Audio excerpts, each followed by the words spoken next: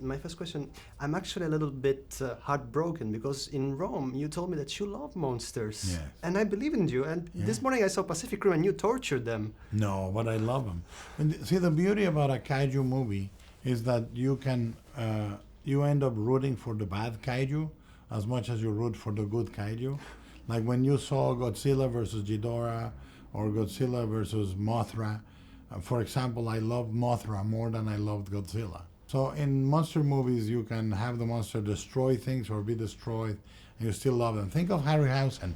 Most of Harryhausen's great creatures are the bad guys of the movie and get destroyed, but he loved them.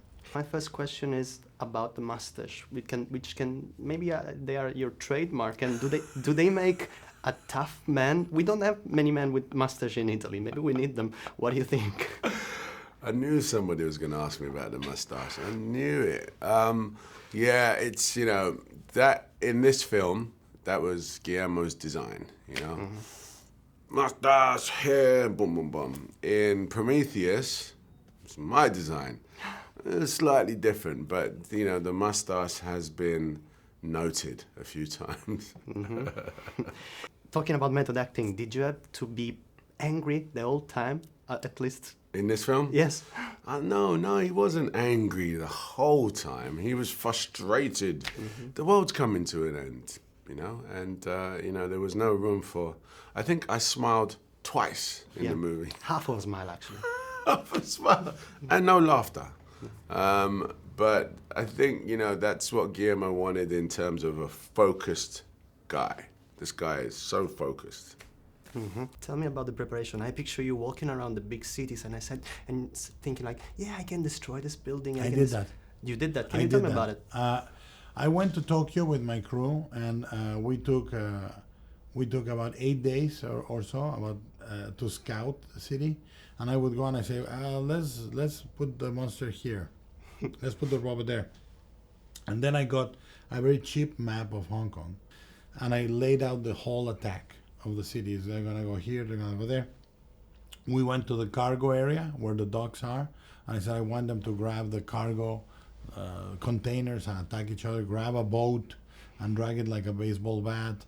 We photographed, and then we took a helicopter ride in the city, photographing the whole city, looking at the streets, how it's lit, to reproduce it in the movie.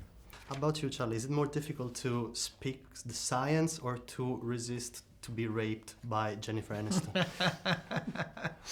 It is infinitely more difficult to try to play a character who is not sexually attracted to Jennifer Aniston. Right. I should have gotten an Oscar for that film. No, the science part of it came much easier. What was the poster hanging on your wall when you were a teenager? I had actually, a lot of, those like movie stills, 10x8 movie stills. And I used to get really like those cheap glass like clip frames, and I had them all over every single surface of my wall, from, a lot of stills from like Goodfellas and Casino and The Godfather and, Leon, and just all of my favorite movies. I was obsessed. I'd go off all over the place and, try to, because it was before the internet, you could order everything on the internet, so I'd travel all over, going to like movie memorabilia stores and try to find these 10x8s. Are we allowed to say like something naughty or? You have to. No, please. Yeah. Look, I'm going to fess up now and say that I had the famous Athena woman walking away tennis. Wow. Yeah. Wow. I'm sorry, but I had the Three it got me through Stooges. some cold. Did you? Yeah, Fantastic. I had the Three Stooges up on my wall. I admire that much more than mine. And baseball players, but. Flash Gordon.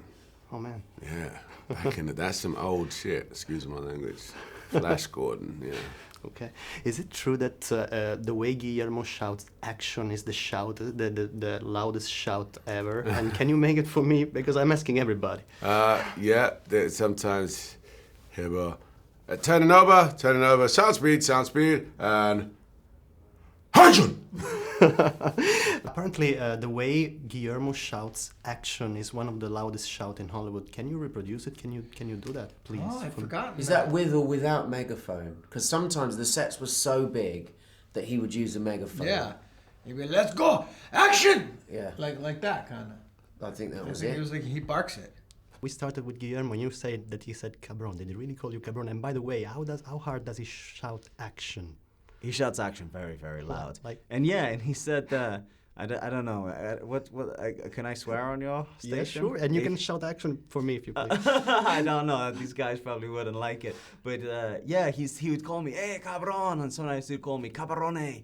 And I'd say, yeah. And after a while, I said, what exactly does cabron mean? He said, it means motherfucker, just nice.